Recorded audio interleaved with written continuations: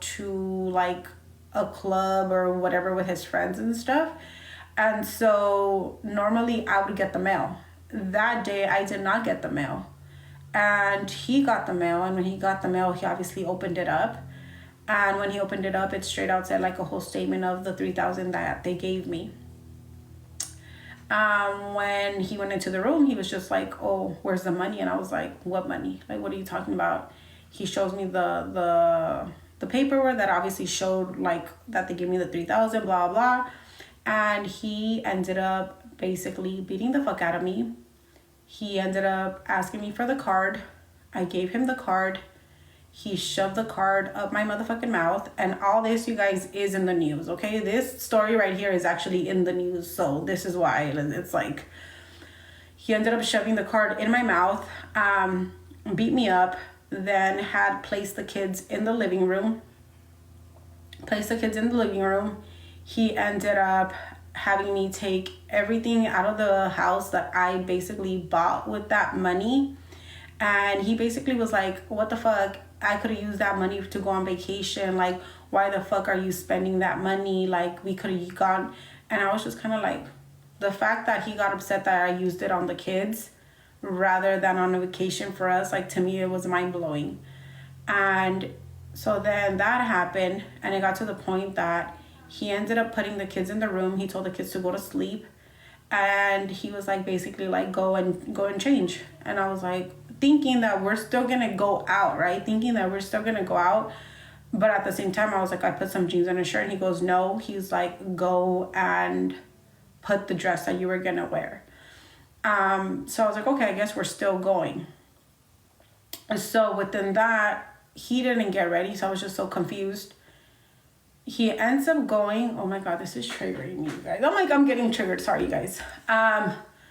We end up going to the liquor store that's right by our house. And this is why I don't drink BuzzBalls. And I've said this in my chat before. BuzzBalls trigger the fuck out of me. And this is the story of why BuzzBalls trigger me and why I don't drink BuzzBalls. He went and he purchased 3 BuzzBalls, made me down those BuzzBalls, ended up taking me on a little ride. And in that ride, we ended up parking. And when we ended up basically parking, he was like, "You're gonna do what I say and you're gonna act like you like it." Opens up the door, walk in, and it's this old nasty man in his 50s, maybe 60s. Tall, white, fat. And they were basically like, go to the back. I went to the back. I know that they were already having a conversation because the whole time they were having, like, he was always on the phone or whatever. So I know that they were having a whole conversation because I went to the back and there was candles. The jacuzzi was on. And his friend was like, "I'll be back." Had me like in the middle and basically was like, "Take off your..."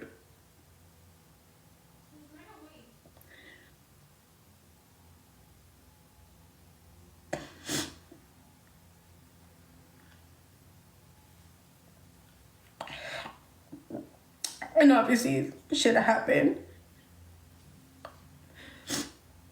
I remember getting up.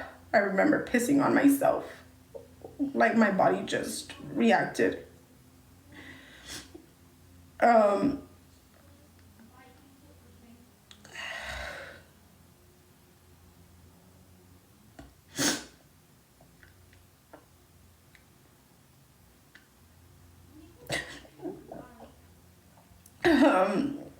remember going home. I don't remember showering. Apparently I showered for 3 hours. I woke up. He acted like nothing ever happened. I told his mom. His mom didn't believe me. And I ended up leaving Tuesday. I ended up leaving. I left with all my kids because the way that it worked out, I was able to leave with all the kids without him realizing. And my friend took me to the police station, made a report, went to my sister's house, did another report. The kids didn't go to school Thursday. And then, no, they didn't go to school Wednesday. I took them Thursday. Thursday, that's where he showed up, did a whole, they did a whole report. The cops or called social workers got involved. And that's how I was able to obtain my kids'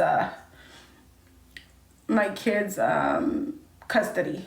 And so it triggers me when people just assume shit.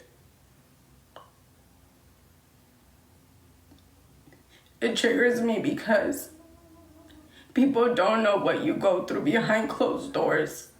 And it's easy to just talk shit. And this is why it's hard for me to date. This is why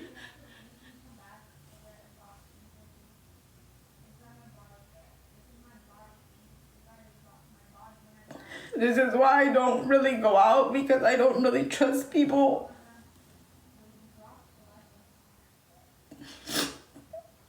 And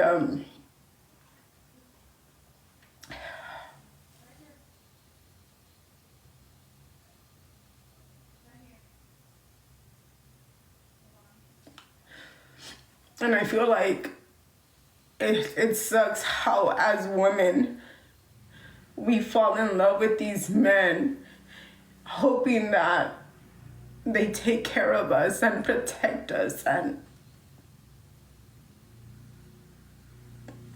that's why I tell you guys, like, I know I'm not losing something good. It would be different if, like, damn, he's worth it. I'm losing something good, but I'm not losing anything good. Like, I'm gaining my strength back. And this is why I'm very passionate talking about domestic violence, because I know that there's girls out there who don't speak on it. I know there's girls who go through it and they feel like they're alone, but it's like, you're not alone.